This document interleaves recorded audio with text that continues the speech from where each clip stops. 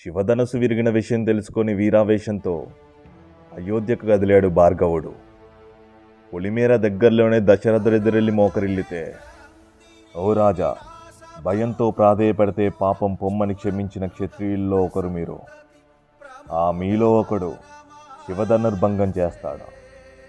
అతని పరాక్రమమెట్టిదో మేము చూస్తాం అని రాముని దగ్గరికి చేరుకున్నాడు పరశురాముడు. నువ్వేనా త్రిపురాంతకుని చాపభంగానికి కారణం? అంతటి మొనగాడివా? ఏ తపస్సు ఉందని నిలబెట్టావు దాన్ని? ఏ పుణ్యం ఉందని వంచావు? ఏ అర్హత ఉందని విరిచావు? నీవెంతటి వీరుడో అది చూద్దాం. ఇదిగో విష్ణు చాపం. దీంతో ఎంతోమంది రాక్షసుల్ని వధించాను. దీన్ని ఎక్కుపెట్టి చూపించు. రోషం పొందిన రాముడు ఆ బిల్లును అందుకున్నాడు. 1000 కాంతుల వెలుగు పరశురాముని కమ్మేసింది.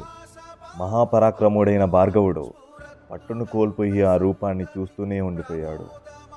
ఇందు గలడందు లేడని జగదేక చక్రవర్తి ధనస్సుని పట్టుకొని నిల్చొని దర్శనమిచ్చాడు. అతని కళ్ళల్లో సూర్యచంద్రులు వెలుగుతున్నారు. అతని శరీరంలో జీవనదులు సముద్రాలు ప్రవహిస్తున్నాయి. అతని శ్వాసలో గాలులు ప్రళయాలు ఉద్భవిస్తున్నాయి. ఆ పరమశివుడు, దేవతలు, ఋషులు, అసురులు, ఆఖరికి నేను కూడా అతని లోపలే కనిపిస్తున్నాను. ఆకాశంలోని మెరుపు భూమి మీదకు పడి చీల్చిందా అనేటట్లు పరశురాముడే పట్టు తప్పేంత కంపించింది భూమి. ఒక్క రాముడు మాత్రమే నిలబడ్డాడు. సూటిగా పరశురాముని కళ్ళల్లోకి చూస్తూ ఉండిపోయాడు.